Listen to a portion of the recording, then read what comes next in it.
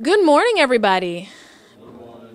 My name is Casey Payton. I run the VI Justice Initiative. We are a nonprofit law firm.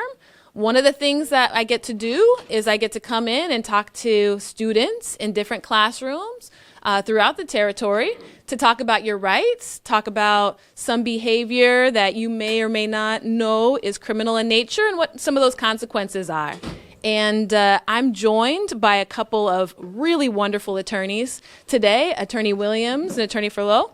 And I'm going to let everybody introduce themselves, but I want to kind of let you know what we're going to be doing today. So today you guys have the opportunity to hear from 3 attorneys that practice here in St. Thomas. And you're going to be able to ask us questions. So as you're listening, if you have any questions that come up, you can feel free to raise your hand. FYI, I do have these stickers here that were drawn by a local artist, Sarah Ann Mitchell. So if you engage with us, you're going to get some stickers, which is kind of fun because, you can't get these anywhere else. But I want to let my colleagues introduce themselves, and then we're just going to jump right in, okay? Good morning, everybody. My name is Carl. Oh.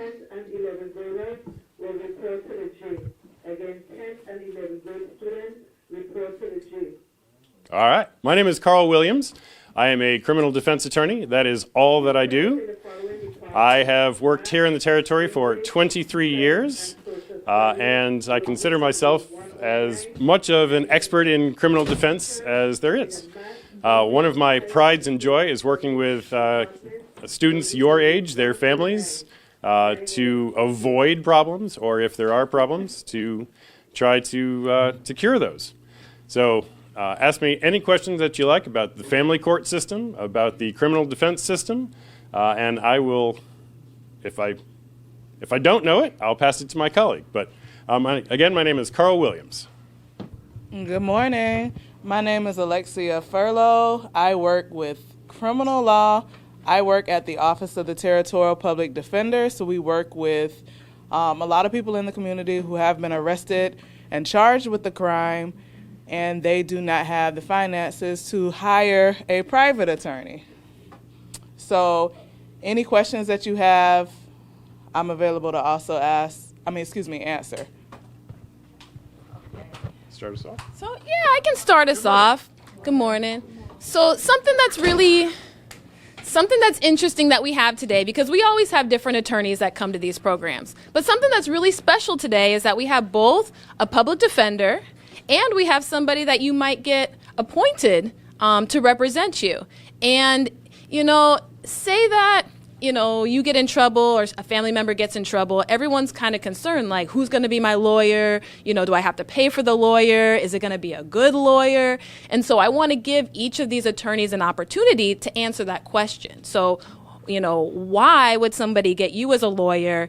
Do you cost money, or is it free service? And if I get you, how do I know is it going to be a good lawyer? Why do you want to be a lawyer to do this kind of work? Okay, so you get into a scuffle and the police come and arrest you and they take you to jail. So what happens next? So you are going to be assigned a court date, and usually within the next 48 to 72 hours, you're going to go before a magistrate judge. You don't have money to hire your own attorney, so what's going to happen is an investigator from the Office of the Territorial Public Defender is going to come and see you the morning you have court. He's going to get background information from you. He's going to find out who you are, where you're from, who are some contact people for you that we could try to get in touch with to help bail you out. And then within the next hour or two, either myself or one of my colleagues from the Office of the Territorial Public Defender is going to show up. And then we are going to discuss your case briefly, and then you're going to have court more than likely at 9 a.m. in front of a magistrate judge. So at that hearing, automatically, the Office of the Territorial Public Defender will represent you. After that hearing, if you have not hired private counsel, now if your parents had about, some money to hire a private attorney, that attorney will show up for you. If your parents did not have that money, myself or one of my colleagues will show up and represent you at your first hearing. After the first hearing, you're going to have to do a financial affidavit They're going to find out how much money your family makes or you make, how much money do you have in savings. Can you hire your own private attorney? And if not, you're going to be with the Office of the Territorial Public Defender, more than likely. All right. So, and you would be in good hands. The Office of the Territorial Public Defender hires and maintains great attorneys, including Attorney Alexia Furlow. You can't go wrong with the Office of the Territorial Public Defender. The only difference, if there is one, is that I have fewer cases, and so maybe I can provide you with some additional attention. But the Office of the Territorial Public Defender does great work. They litigate hard. They work hard on behalf of all of their families and their clients. And I think your office is outstanding. Thank you. Sure. Now, private counsel, on the other hand, is available for hire. And the way that would work is someone would reach out to me or my office or someone similarly situated, say that there's been an arrest or there's an arrest about to happen, and we go through a very similar process. But there's now, if you are in a kerfuffle or a, what did you call it? Something like that. A scuffle, yes, a scuffle with 2 or 3 or 4 of your classmates, and all of you are arrested. The Territorial Public Defender's Office can only represent one of you because they have a duty to one student, one client. The Office of Conflict Counsel, which is another public defender's office, would represent the second student. And there's also an appointment program of which I am involved. And you could receive my services as an appointed, an order from the court saying, Attorney Williams, you are going to represent, what's your name, young lady? Anasia. Anasia. Mr. Williams, you and Anasia are now linked, and you're going to represent Anasia. And that's how that would work. And we would proceed through the court cases, all working together, but separately for each of your benefits. So that's mine. Awesome. And so something that I love about this school, when we came to KEAN last year, we were talking about all these different kinds of cases and things like that. And somebody raised their hand and they said, Attorney, but what does a misdemeanor look like? What does a felony look like? Because as attorneys, a lot of times we're using these words, misdemeanors, felonies, cases, charges, magistrates, like everybody knows what we're talking about. These are words that we know because, we're in court a lot and we know what these words mean. But regular people, even adults, don't know what these words mean because a lot of times on TV, they don't necessarily use the words correctly.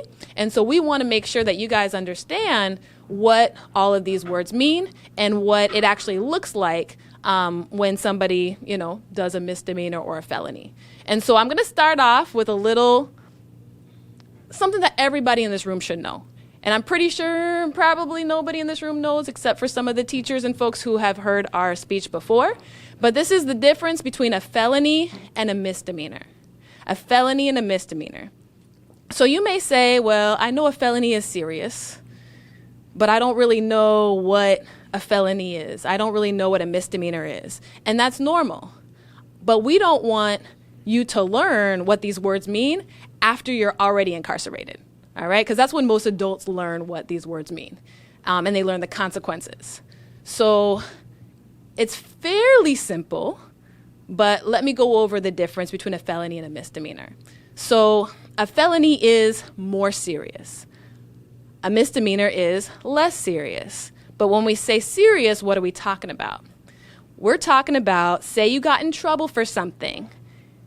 We're talking about how much time could you spend in jail if you were found guilty of that crime. Okay, so say that you got arrested for a misdemeanor. A misdemeanor means maybe, you stole something that cost less than $500, a misdemeanor. So for a misdemeanor, that means that you cannot spend more than 1 year in jail if you are found guilty of that misdemeanor, okay? Now, different crimes, it's not exactly like this one, all misdemeanors, it's a year. All felonies, it's a little bit more. Every crime has a different amount, whether it's 6 months, a year, 5 years, 15 years, 30, whatever it is. But the difference between misdemeanor and felony is that if it's a misdemeanor and you're found guilty of it, you can spend less than a year in jail, and a felony, it's more than a year in jail. Okay, so let's check for some understanding, all right? I have these stickers here for anyone who is brave enough to raise their hand and tell me the difference between a felony and a misdemeanor. What did you hear? You guys want me to start from the beginning? Yeah? Okay, we have somebody brave back here. All right, somebody is brave. Why don't you tell me what you think the difference is between a felony and a misdemeanor? Well, I remember that you said that with a misdemeanor, you could only spend up to 1 year in prison, and with a felony, it's more. I heard a correct answer over here. I heard that with a misdemeanor, you can only spend up to a year in prison, and with a felony, it is more than a year. That is correct, okay? That is the correct answer. And with that, we are going to give you guys some examples of what misdemeanors might look like. Okay, do we have any brave attorneys? You want me to get started? Sure. Okay, so all right, feel free to act it out. Feel free to involve the children, okay? We have a gift card, so we're going to be watching your engagement. Oh, we got gift cards too. Okay, thank you, Ms. Williams. All right,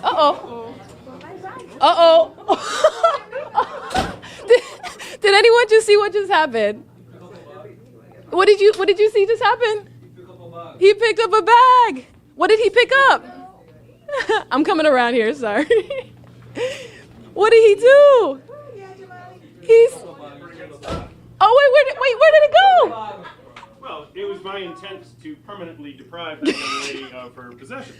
Where did you put her bag? Oh, I gave it to somebody else. Oh, no. It's okay. I got $5. No. Oh, no. This isn't good. Okay. If my Here you go. intent was to deprive you of that backpack,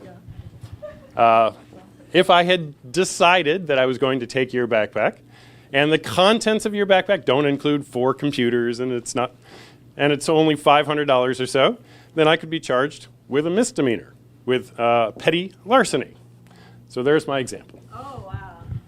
Okay. So there was some important things that Attorney Williams said. So he said, number 1, this is a misdemeanor called petty larceny, all right? So that's stealing, but stealing something that's not super expensive. Did anyone hear the amount of money that he said?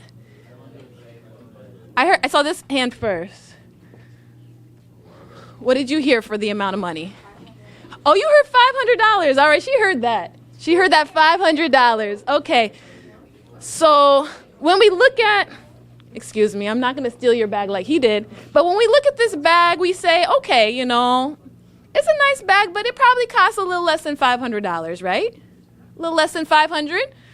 So if this bag was empty, or it just has a couple of water bottles and things, some notebooks, yeah, it's probably under $500. But what's in your hand right there? Yeah, I know. Yeah. We have a cell phone here. So iPhone, does anyone know how much an iPhone costs? $1,000. So what if she had put the iPhone in the backpack and then he had stolen the backpack? Would it still be under $500? No. So if the iPhone was in there, now it's over $500. It is no longer a misdemeanor petty larceny. Now it is the felony grand larceny. And I bet you one of these attorneys in this room knows how much time you can spend in jail for a grand larceny. 10 years, up to 10 years. Up to 10 years, depending on the facts and circumstances. And would you like to share any possible ways that, that can come about that is different than just taking a backpack? Any other examples of how a felony, like what if you just found the backpack? What if you okay, let me sit down. Yeah. Let me sit down. So Come check. you are in the gas station and you notice somebody left their phone. Somebody left their phone on the counter in the gas station. You take it. Police go to the gas station and they look at the camera. They track you down. You now have a grand larceny. You, because that iPhone is going to be more than an amount of $500, you're going to be facing felony charges. And do any of you know any of the consequences that come with felony charges? If you're not born in, which I find this very important looking at today's climate, if you're not born in the U.S. and are not a naturalized citizen, ICE can come and pick you up. If, well. And it happens. I will tell you, at 8 o'clock this morning, I was involved in an ICE raid this morning. I witnessed it. I saw it. It happens. And it's highly unpleasant. ICE can come and pick you up.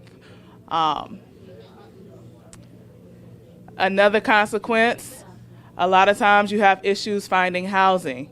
You can't join the military. You want to go to school and better your life. You can't get student loans. There are many consequences that come with becoming a felon. How about HUD housing? Can I get HUD housing? More than likely, not. But what if I reside in HUD housing when I'm convicted? Do I have to move out? Maybe. Maybe is right. You don't know. So can you give some examples of HUD housing? What do you mean by that? Well, any housing that has government assistance, there are provisions within each of the housing communities that individuals that have been convicted of crimes may not further reside there, or you may, if you are trying to move into a subsidized housing and you have a criminal record, including a felony, you may not be permitted to sign a lease or certainly not to secure any federal dollars to purchase the house for yourself. So there are huge consequences, including the loss of the ability to join the United States military. That's a new one. The ability to vote in local elections, or if you're in the states, in national elections. So, and these consequences will follow you for most of your life. To avoid felonies is a good thing. Another thing about being charged with felonies is a lot of times your bail, unfortunately, is going to be substantially higher. It's a whole lot easier to get a lower bail of maybe up to $1,000 or less if you are charged with a misdemeanor. If you're charged with serious felonies, sometimes the consequences of those can go up to life in prison with no chance of parole. When you're facing that type of time, more than likely the court is going to want a higher bond amount, $500,000 maybe even. Does anybody know what an assault is? Do we have to act that out? We can act out the difference between a felony and a misdemeanor assault, but does anybody know what an assault is? There's a hand. Oh, we got a hand.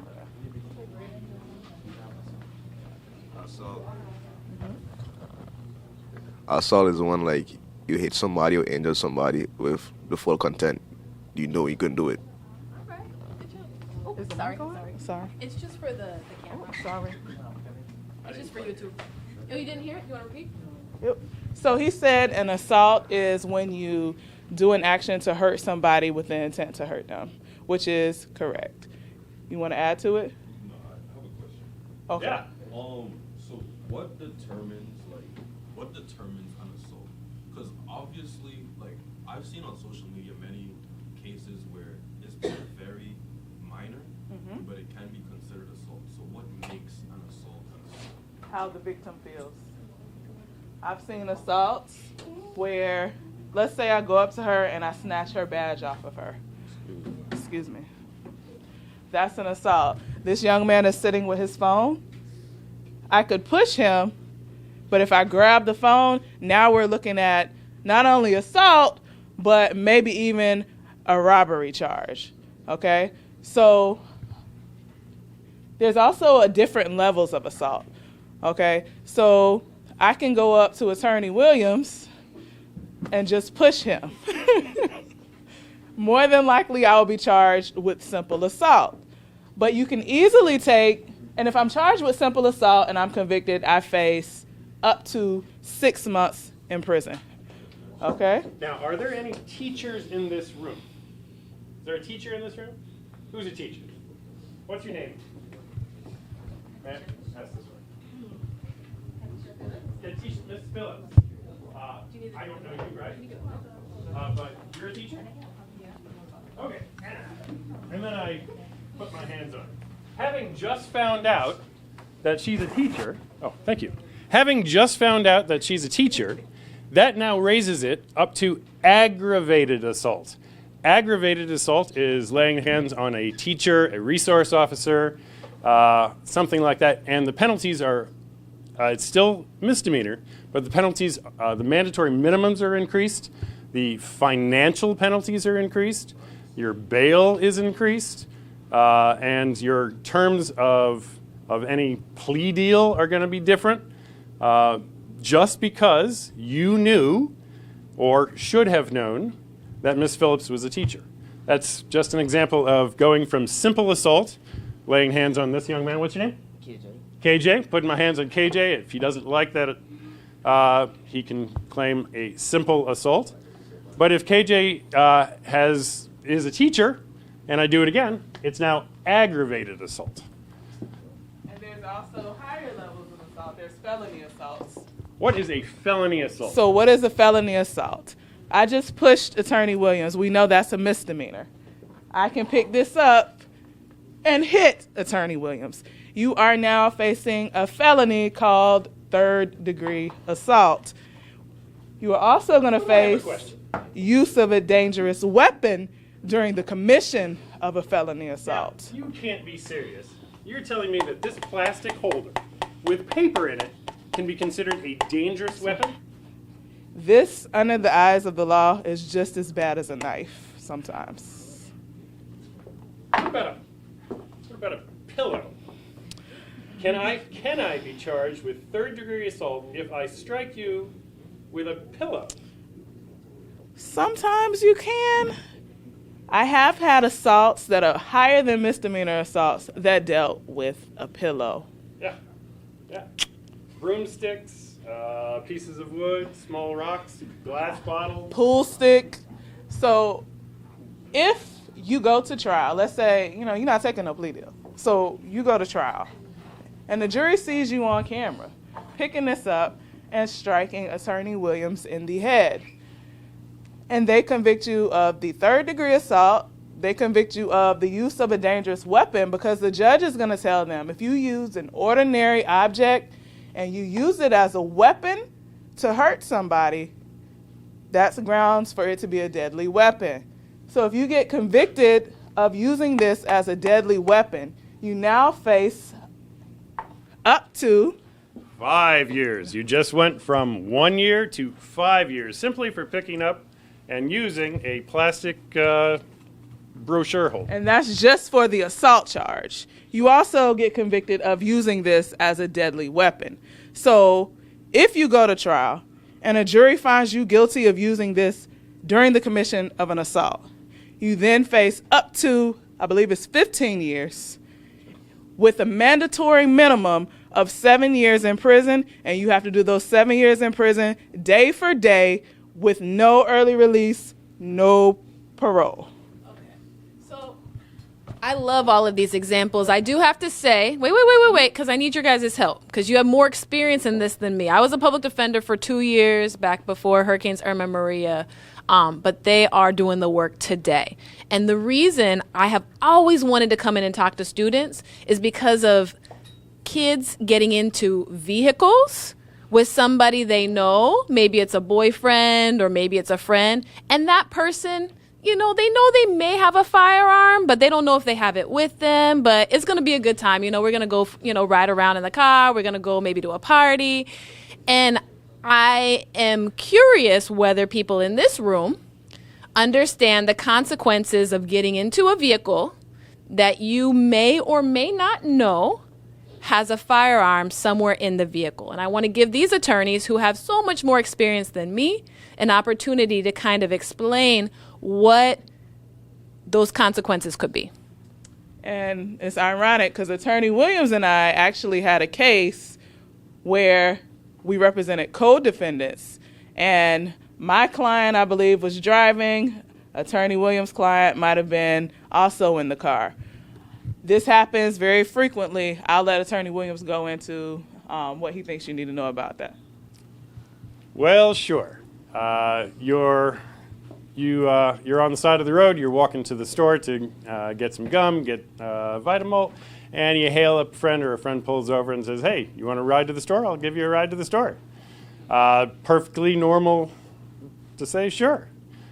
However, if that vehicle then pulls over, or is pulled over, or is involved in a traffic accident, or some reason, whatever the reason may be, the police are now involved. A firearm in the car, there is something called a legal fiction. A legal fiction, as you all know, fiction writing is made up stories.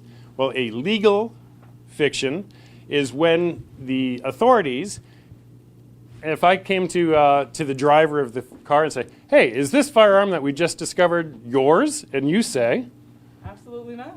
and officers come to me and say, "Mr. Williams, come on, isn't that firearm yours?" And I say, "Absolutely not."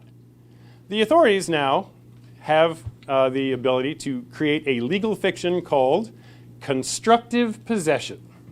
They can charge Ms. Furlow, and they can charge me for having the exact same firearm. And there's constructive possession, and we are both now facing mandatory convictions, or mandatory sentences of 15 years for this firearm, just for getting in a car with somebody that's got a firearm. So that is one serious consequence. And you might think, okay, but I know it's not my firearm. I'll get off at trial, right? Unfortunately, a lot of times the firearms, they get to trial and the police have not sent anything off for DNA. They haven't fingerprinted the firearm.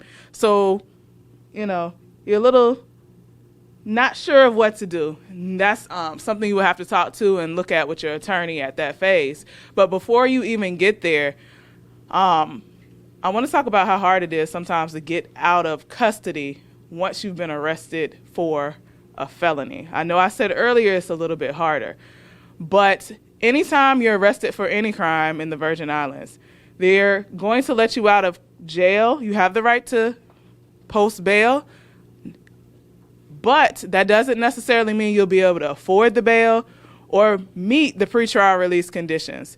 What do pretrial release conditions sometimes look like? Let's say you get caught in the car, it's 11 o'clock at night.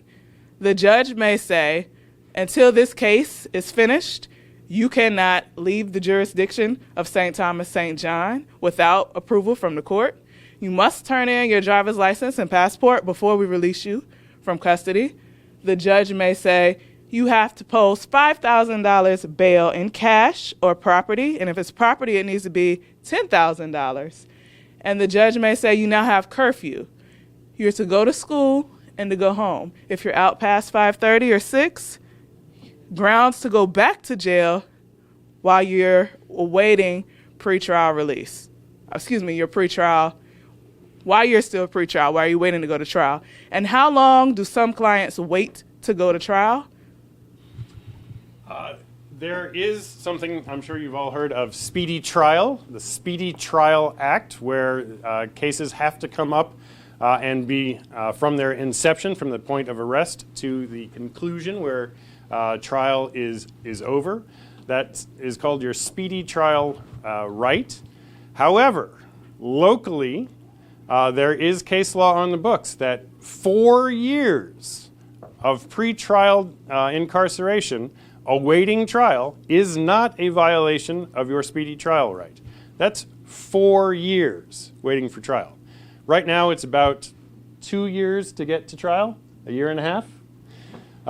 But you can't rest on saying, this case has not come up quick enough. My life is passing me by. I haven't even gotten to trial yet, But the local courts have determined that up to 4 years is still not a violation. Oh, good. Yes. So, how severe would be the consequences of breaking the terms of your pretrial? How severe are the consequences of breaking the terms of your pretrial release? And can somebody tell me what pretrial release means? Because we're hearing it, but these are all big words. Pretrial release. All right. Okay. I saw your hand go up. What is pre-trial release? That was very nice of you to volunteer. I really appreciate it. Here, let me help him out a little bit, okay? Let me help him out a little bit. So I'm gonna tell you these things, all right? So pretrial release, all right? Are you listening in? Are you all listening in? Okay, pretrial release means you got arrested because you got in trouble, but you're waiting for your trial. You're waiting for an opportunity to go before a jury to show you're not guilty for this, right? So in between the time that you got arrested and you got to go before a jury, you have all these conditions. Who remembers one of the possible conditions of release you might have? All right? He's so brave over here. We have any other brave folks? What's a possible condition of pretrial release? One of the conditions that I remember was that you might be on a curfew. Curfew. I thought you guys might notice a curfew because high school kids know about curfews. Curfews are when you are not allowed to leave your house. What if my basketball game starts at 7 o'clock down at the courts? Oh, if your basketball game starts, I'm so sorry, you're on a curfew. And how long can that pretrial release last? 2 years, 4 years, where you're just waiting on this curfew. And I can't play basketball? You can't play basketball unless it's during those hours that you're allowed to be on the streets because the community doesn't trust you at this point. They don't trust you to be out because they think you're going to get in trouble. And so I wanted to hear that question one more time that he had. So during pretrial release, tell me one more time. You said, what are the consequences of? Well, how severe are the consequences of breaking the terms of your pretrial? Okay, how severe are the consequences of breaking your pretrial? So because you have a case, because you caught a case, you're not supposed to be out in the streets after 6 o'clock p.m. But you decide, you know what, my friends are on the basketball court. It's not even that late. It's not even, dark outside. I want to play a game of basketball. What are the consequences of going and playing basketball instead of being in your house when you're on pretrial release? So the answer is subjective, meaning it is somewhat at the perception or what the officer sees going on or how the officer tells the story of what your violation is to the probation office and how the probation office then interprets what the police officer said and then how the judge interprets what the probation office says. So from you standing in your arch outside your house or being on the court an hour after curfew, it goes through multiple layers. If you have an officer in your neighborhood that you just don't get along, right? The chance of a story being, well, it was an hour, he was outside and he was cussing and he was making up stories. And it becomes this big thing, whereas you were just outside. You were near your house. But then it goes to probation office. Probation office makes a recommendation. If this is your second, third, I don't think you'd ever make it to a fourth pretrial violation. But the recommendation from the probation office is for remand. We can't trust him. We gave you a list of things that you had to do. You didn't do it. So for the good of the community, you're going back, whether that be YRC or to the jail. I've got more. And that also shows up different ways. Carnival is coming up, right? The judge says, not only do you have a curfew to be in the house at 6, but Monday through Friday, you're not to leave your house on the weekends. Okay? You go out to Juve, go to the village, wherever it is you go, because it's night. Nobody can see you, right? But the victim's auntie sees you and takes a picture. She sends it to the prosecutor. And says, I thought y'all said he was supposed to be on curfew. Why is he out at Juve? Not only that, he looked at me. And Looked at me funny. He looked at me funny. I felt threatened. You didn't even see auntie. Okay? Now you back before the court. Auntie comes to court with her pictures and tells the judge, yes, I saw her or him out at Juve. This is the video. They needed to be in the house. They're not taking this case seriously. And initially your bail was $1,000. Your mama posted it. The court says, okay, you don't want to take me seriously? Your mama can post $10,000 now. You don't have the $10,000, you're going to have to sit in jail for the next 2 years and await trial. So to follow up, I want to answer you a little bit more. Is if you're on pretrial release and you're outside your house half an hour, the court will look at that, usually call you in, waste your time, pull you out of school. You have to prepare for the hearing, and then you have to be before the judge, and the judge will tell you, don't do this again. That is a possible consequence of being outside your house at 30 minutes. But if you are on pretrial release, and then you are found in a car at 4 o'clock in the afternoon, and there is car turns out to be stolen. It goes to cost you less, and the driver of that car walks out with something without paying, or there's an assault or a robbery. Then the consequences of pretrial violation are much more severe, and the chances of being remanded to Bureau of Corrections to await trial much more severe, much larger chance. Oh yeah. I think it's who had a question? Right here. Okay. When you're on curfew, it have officers checking up on you, right? When you're on curfew, does it have officers checking up on you? No, but a lot of times, it may not be an officer checking up on you. It may not be an officer checking up on you, but sometimes in order for you, especially if you're young and at a certain age like you are, you will have to have a third-party custodian. And that person is somebody that the court has has questioned under oath in court, and they've agreed, hey, I know you gave a 6 p.m. curfew. I'll alert the court if he violates curfew. So there may be a third-party custodian, which is somebody close to you, checking up on you. But there have been cases where the officers, if they get familiar with you, they know you're not supposed to be out past 6. So if they see you, then they can bring you in. I think didn't you have a question in the back? You didn't? No more? Okay. Oh. Say that if you are on pretrial release and you are given an electronic monitor, that is a big bracelet that you wear on your ankle that never comes off. And you have to charge with a little phone cord on a regular basis. I will tell you what, yes, you will absolutely be monitored. There is a GPS signal inside that electronic monitor that if you walk outside whatever radius you're given, 100 feet, it will ping to a satellite which goes directly to the Territorial Court Marshal's office, and it creates a map. It'll take a picture of where you are.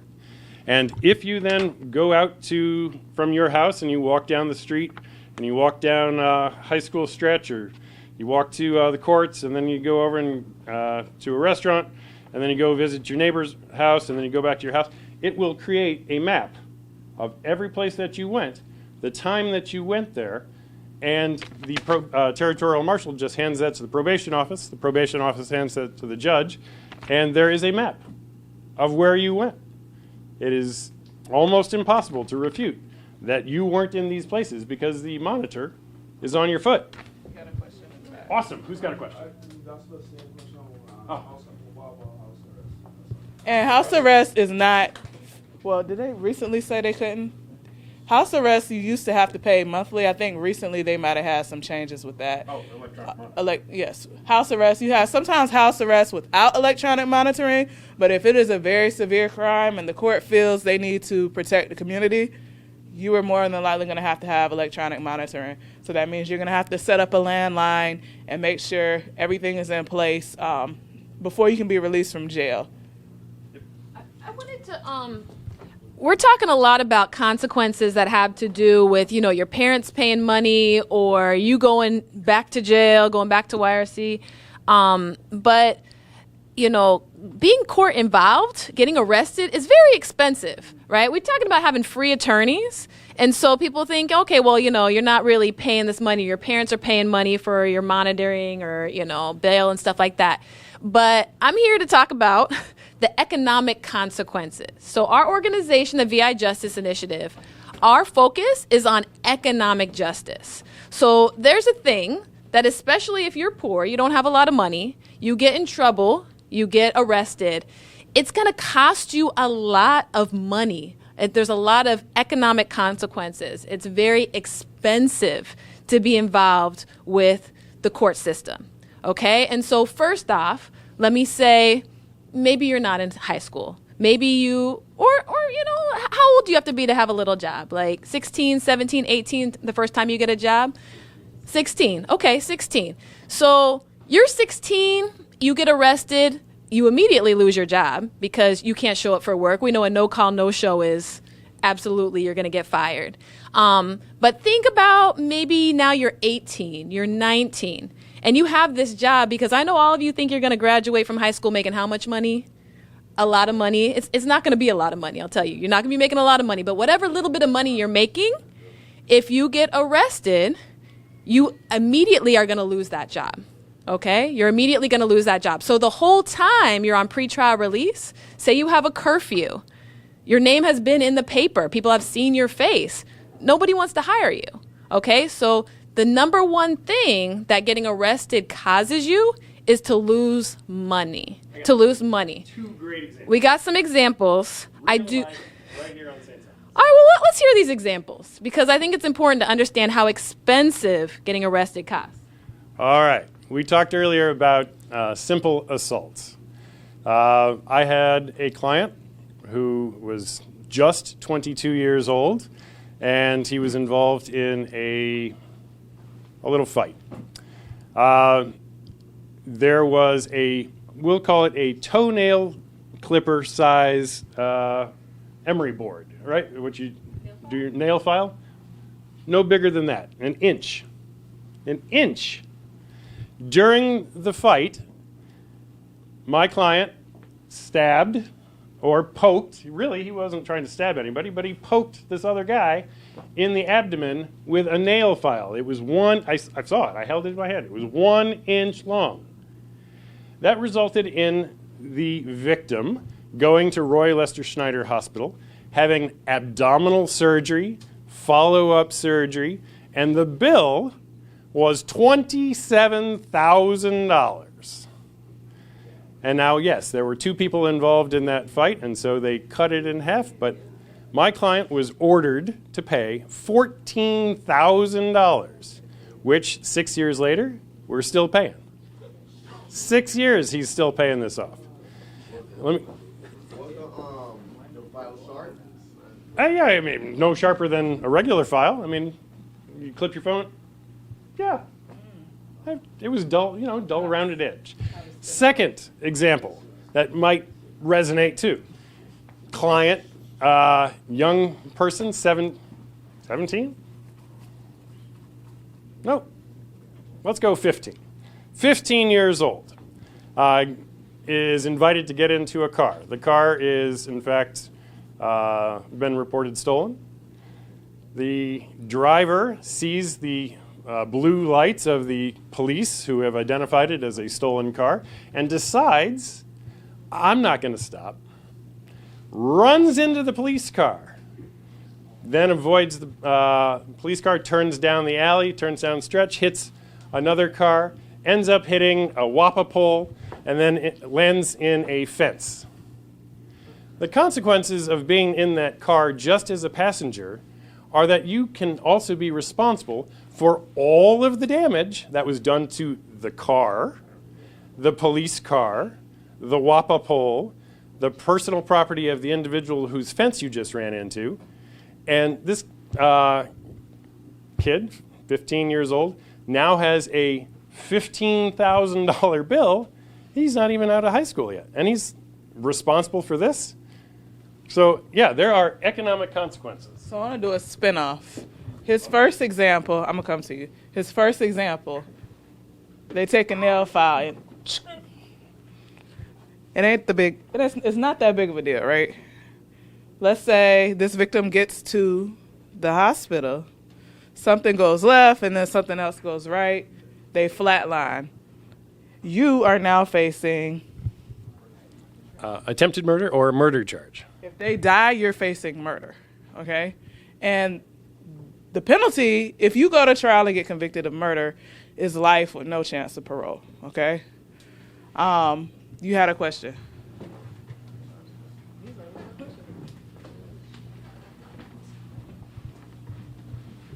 So my question was for the situation from before with the car, right? So let's say the driver of that car admits that I did not know that the car was in fact stolen. Then am I still liable to the bill or the consequences? More than likely, because you should have known who the owner of the car is you're driving. So you are most definitely probably going to get charged. Now, if somebody you're with says, he didn't know, I just asked him to drive me here, now you have something called police discretion. So if the police don't like your attitude, they're probably going to charge you. The police like you, they might not charge you. But if you're driving, more than likely, you're going to get charged. And with how the system and the law works, you should be charged if you're driving. Okay. We have about 10 more minutes, you guys. And we have 3 lawyers here. I'm not going to say lawyers, are all free. You don't get an opportunity to talk to lawyers and ask questions very often. In the Virgin Islands, it's not uncommon for somebody to pay $400 an hour to talk to a lawyer. Right now, you have an opportunity to ask questions for free in this classroom. And so I want to give an opportunity for some folks who have not asked any questions. If you have any questions about the stuff that we're talking about, or other things that you might be curious about when it comes to the law and getting in trouble or what some of those consequences could be, I want to give you an opportunity to ask those questions.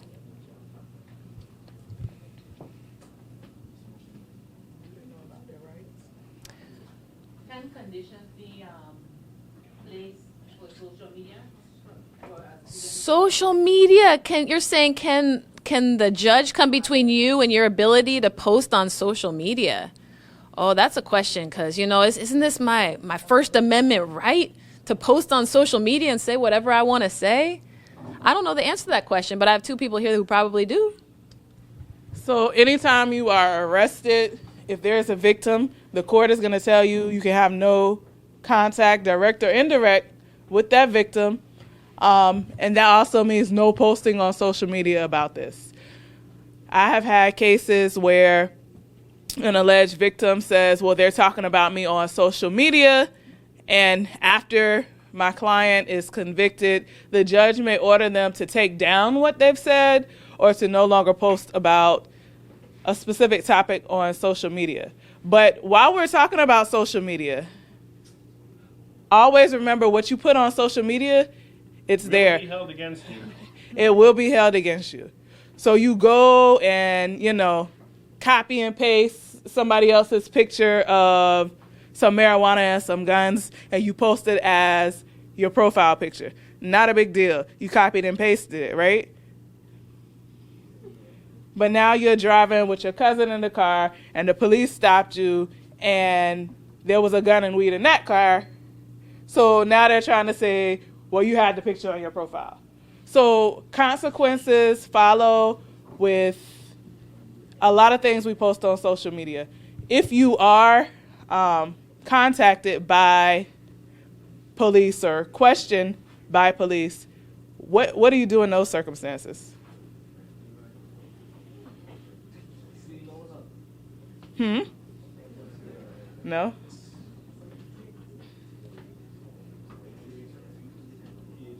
Oh, man. Anybody know? Somebody knows the answer. Somebody said run. Somebody said run. I think somebody said run. That's not it. That's not it. So the police, so you're minding your business and the police pull you in and they say, we got some questions for you. Okay? Where were you at Thursday night?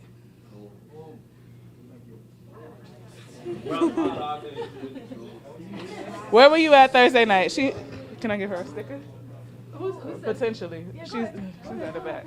What is your best thing to do once the police have pulled you in? You got a question? I think it's gonna answer. Oh, I will go and answer.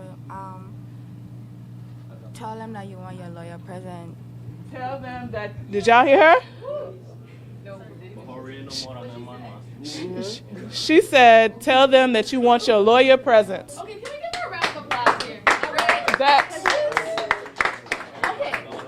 Okay. Because what happens?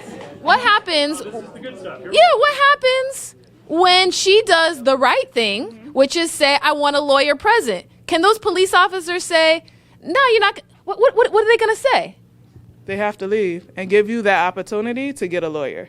Now, some of y'all said, I'm going to just say I was home. There's a problem. Automatic instinct. I was home. It's best not to do that, okay? It's best not to give any answers because you don't know what they might be questioning you about. They could have you on camera going past a certain place and, you just walked to the store, but you were home. Now, that statement that you made can be used against you because somebody got robbed up there and they said they had box braids in their hair. And you said you were home. But this person got robbed and they said they had box braids. So we know you lying. All right? Okay, I think our time is Yeah. up. Oh, Miss Phillips. Before you go, can we discuss the age of consent?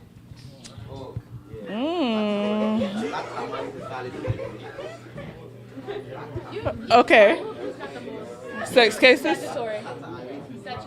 Oh, it's so complicated. Okay, well, That's not as cut and dry and easy because it depends on the age of like the gap between the consent person and the minor. So that's not quite as cut and dry. So I wouldn't want to answer that without having my rule book here with me. Yeah, but let me give you a basic primer on the age of consent.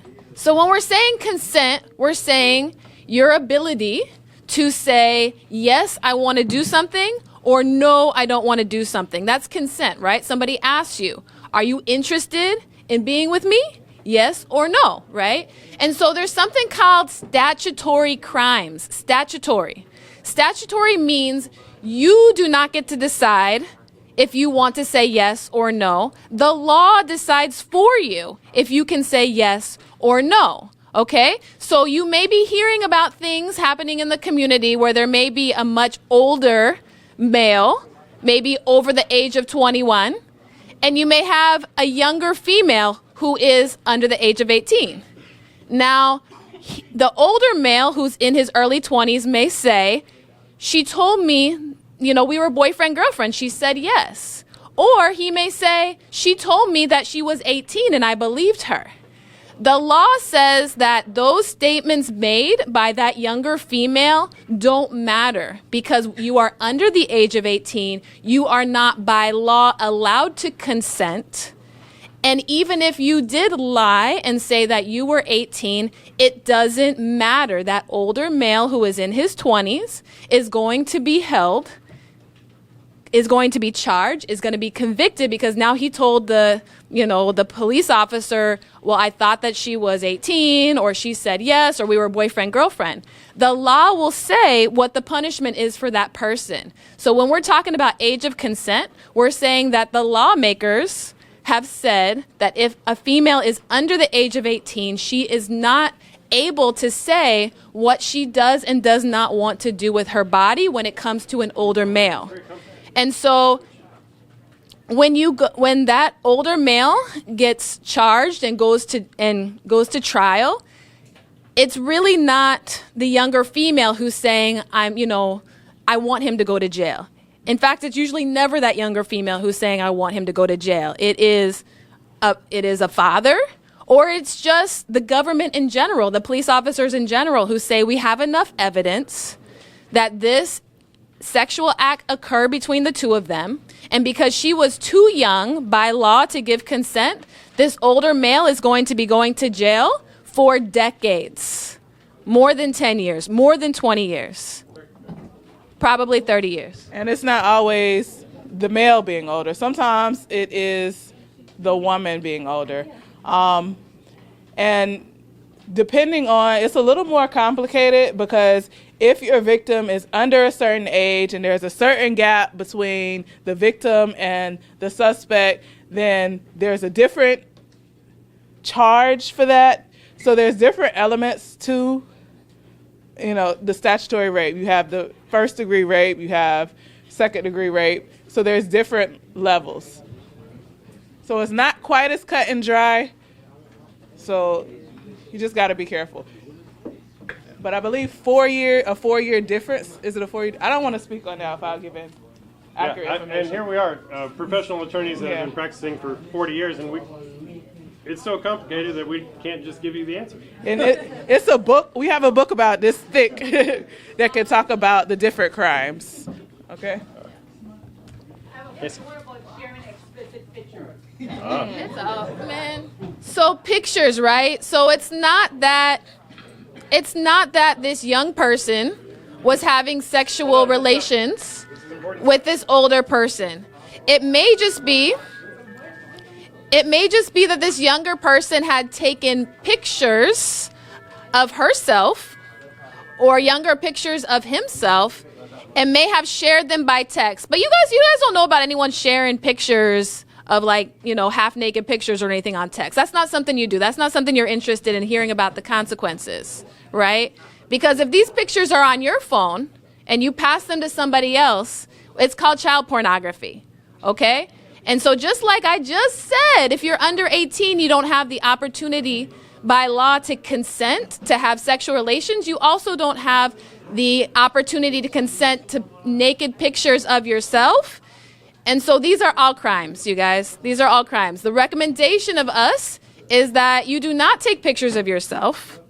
If you have pictures of yourself on your phone, you delete those pictures of yourself on their phone. If you receive pictures from somebody else, pass them on WhatsApp, you do not then spread that child pornography by passing them on. You delete those pictures. Please tell an adult. But just understand that just because you say, well, I wanted to take these pictures, somebody else wanted to take these pictures, it doesn't mean that it's not a crime. Once the pictures are out there, they're out there. You can't pull them back. And so you don't want to find out the hard way what the consequences of these crimes are. Just delete the pictures. Don't take the pictures. Don't be in a room with us where we're seeing the pictures. We don't want to see the pictures and go and talk to a judge and a jury about pictures of you and your body. Don't put us in that position. Don't put yourself in that position. And then, not to mention, if somebody gets charged with child pornography and you're the victim, and that person says, hey, I'm going to trial, that jury, all of those people, they're going to see all your business. Huh? When I deal with child pornography, I have to see all your business. Okay? When this young man wants to go to trial or this lady wants to go to trial because they're being charged with having child pornography or a visual medium or anything like that, that is evidence. They have to show that to a jury. A courtroom is going to see your business. Okay? Don't do that to us. Okay. And you have to testify if you're the victim. Yeah. They're going to call you in. Yeah. And you might have to testify. Yeah, it's not a pretty thing. So this concludes our presentation today. Thank you so much for being a wonderful audience. Can we give a little round of applause to our volunteer attorneys? All right. Thank you so much for your time.